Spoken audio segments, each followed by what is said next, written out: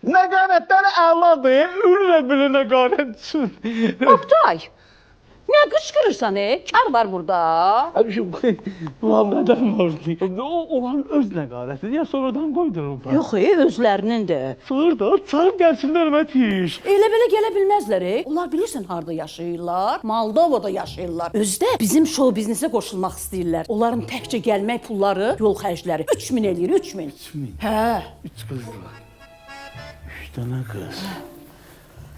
Bayaqları bir qıza 3000 verdim. İndi 3000-dən 3 dənə qız gələcək. Yaxşı deyərsində. Amma bir ayda da 6000 çoxdur da.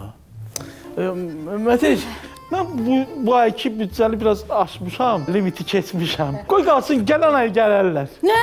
Nə gələn ay? Tez ol 3000'ni ver görüm tez.